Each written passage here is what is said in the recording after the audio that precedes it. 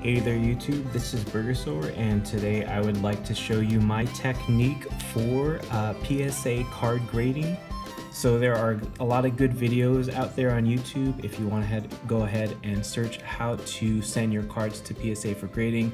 I'd like to offer up my own video because I haven't seen my specific combination of techniques. I haven't found a video that does it yet. So here we go, I'm going to go ahead and show you. So the first thing you do, if you have a card that you want to grade, go ahead and put it in a sleeve. Just the regular cheapy sleeve that is very slick, and it doesn't offer a lot of protection aside from just covering the card. So these are sleeves that PSA allows you to put your cards in. And the next thing that I do, I use these post-it tabs. I go ahead and take one. I turn the card on its back or front side down, and I go ahead and I apply the post-it tab just like that.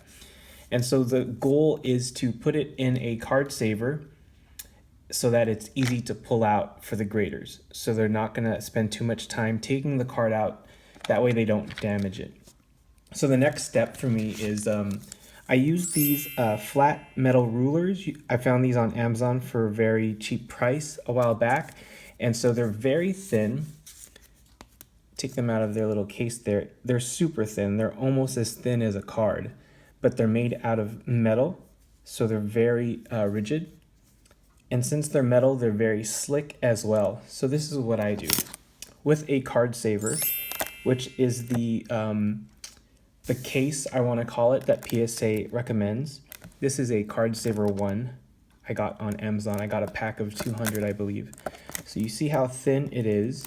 And it looks flimsy, but it's not as thick as a top loader, but we don't want it to do the job of a top loader. We want it to hold the card snugly so it doesn't move around in shipment, so it doesn't get any damage. So what I do is I go ahead and I stick in my rulers, just like this. And that way I'm creating an easy opening for myself so that I can slide the card I want graded down into the card saver. So as you can see here, because of the metal rulers being very slick but also thin, I'm able to sort of push the card in, and then once I get it mostly in, I grip the sides of the card saver. I push down using my fingers on the top of the card. I clamp down like that, and I just gently ease it down.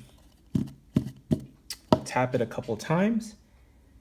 The card is now snugly in the card saver, and then I go ahead and I take out the rulers. And since they're flat and smooth, they come out just like that. Granted, I've only graded about 100 cards so far in my card grading experience, but I've only gotten 9s and 10s. So the most important thing that I would recommend to everyone is make sure the cards that you're sending in look perfect. Examine them under really good lighting. Use natural light if you can. If not, get as much light on the card as you can and really examine the card. You want to look at the hollow foil to make sure there's no scratches. You want to make sure that the edges or the border of the card are even looking, because if a card looks off center, that will affect the grade. You want to make sure that the rounded corners are in good condition and that they don't have any white edges. And you want to check the back of the card as well. Make sure that the borders are even and that you're not getting any whiting on the edges of the card.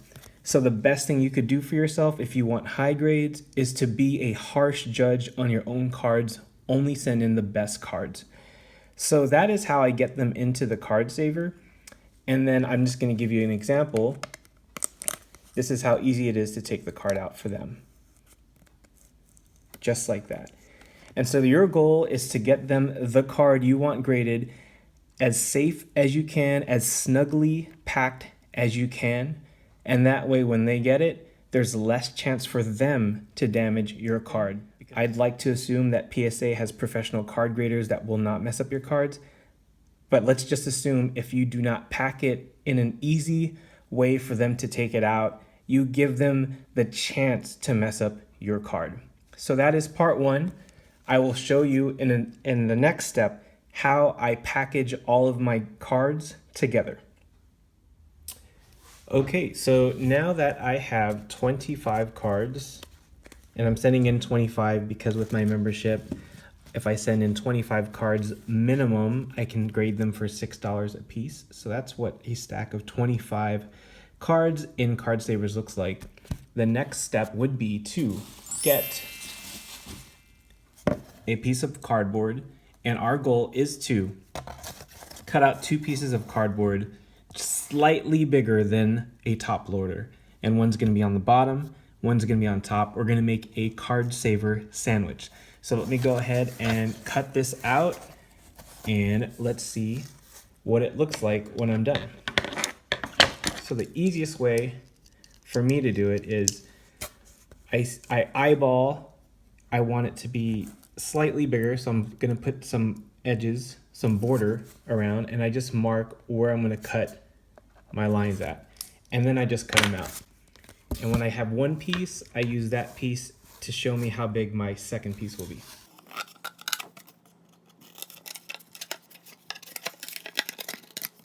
So there's one piece that I just finished cutting out, and I'm going to use that to be my guide for this second piece.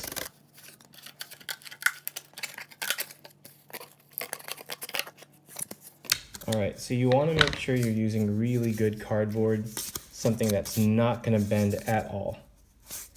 I'm trying to flex it and it barely has any bend, which is good. So the next step, so we have our 2 pieces of bread, and we're going to make our card saver sandwich. So you put all of them on the bottom piece of bread, and you take your second piece of bread and you put it on top, and there you go. And so it's slightly bigger than all the card savers on the inside, so that if anything comes up against the edge, it's protected by the cardboard. It won't touch the cards at all. And so I've seen some videos where people will use rubber bands to tighten this, but I prefer to use painter's tape. And the reason is, when I tape it, I decide how much tension gets put down onto the stack of cards, and also it's easy to remove. I'm a clumsy person. When I remove rubber bands, anything could happen, right? So with tape, it's just easier to remove. And if you use painter's tape, it's really easy to pull off. So that's what I use. Again, you can use whatever method you find works best for you. But with this video, I'm just showing you my technique. So hopefully it can help you guys out. So start off with one strip, apply pressure down, and I pull it, and I just apply it around to the other side. Then I set it down, find where I left off, grab another strip, about 4 or 5 inches long, and then I do it even side. So if I did that side, I'm going to go right across and apply a little pressure down. I pulled it and I made it tight. So now from this way and this way, it's not going to slide around. So next we're just going to do this top part and this bottom part, and it should be snug and ready to go. Another strip, grab my sandwich, apply, press down, pull it tight, wrap it around, and then push it down just like that. So I am controlling as much pressure that gets put on the cards there. Finally, the last strip of tape. Again, I take it, push it down so it's already there. I hold firmly, I pull the tape tight, wrap it around, and press down. And now we have a sandwich of card savers with cards inside. Nothing is going to touch the card savers. It's protected by that cardboard on all 4 sides. All right, and then you want to get some packing material. I prefer to use bubble wrap. So if you buy a lot of cards or a lot of stuff online, you for sure have extra bubble wrap lying around. So it's good to use as packing material. So what I do is I take this and I'm just going to wrap it around the sandwich, just like that. And so now it's nice and snug. So all I have to do is tape it down so it won't even shift around inside the bubble wrap. Get some more painter's tape. And again, I want to emphasize, I use painter's tape because it's easy to remove. It does the job of holding things together, but if you're the person who has to unwrap something, painter's tape is super easy to remove. You just grab it and pull, and it'll come right off. It'll work the same way off of the cardboard that we used earlier.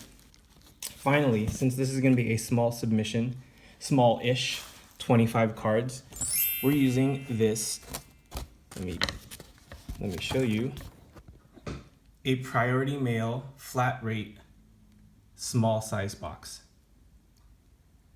So let me go ahead and put it together. So you might see this fast forwarded.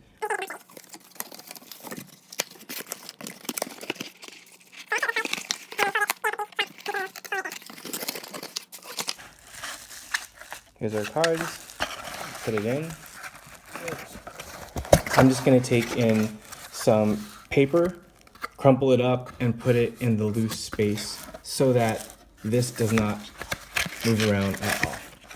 You should be able to shake it and not hear any movement whatsoever. And once you've done that, you have successfully packaged your cards for grading. So that's my quick little video on how to send cards to PSA. I hope you found it helpful. Let me know down in the comment section below if you have any questions. If you have any tips for me, because I have only graded twice, please let me know. I look forward to talking to more people in the community who enjoy grading Pokemon cards. So this is Burgersaur. I hope this helped you guys out. I will see you guys later. Take care.